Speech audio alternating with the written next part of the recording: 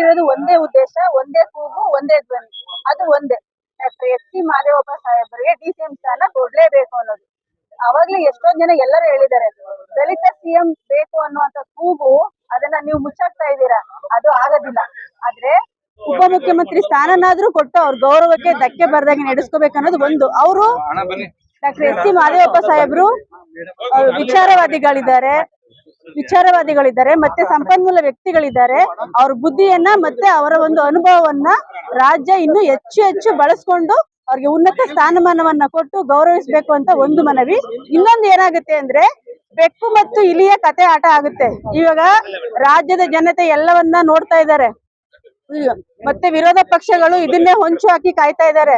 ನಾವು 2ನೇರಿಂದ 3ನೇ ಲಾಭ ತರ ಆಗೋ ಪರಿಸ್ಥಿತಿ ಬರಬಾರದು. ಇವಾಗ್ಲೇ ಇವರು ಇದನ್ನ ಮನವರಿಕೆ ಮಾಡ್ಕೊಂಡು ಸಾಹೇಬರಿಗೆ ಉನ್ನತ ಸ್ಥಾನವನ್ನ ನೀಡಿ ಅವ್ರ ಗೌರವಕ್ಕೆ ಧಕ್ಕೆ ಬರದಾಗೆ ನಡೆಸ್ಕೊಂಡ್ರೆ ಎಲ್ಲ ಸಮುದಾಯಗಳು ಅವ್ರನ್ನ ಒಟ್ಟಾಗಿ ನೋಡ್ಕೋತಾರೆ. ಮತ್ತೆ ಇದು ಒಂದು ಎಚ್ಚರಿಕೆಯ ಗಂಟೆ ಕೂಡ ಆಗುತ್ತೆ.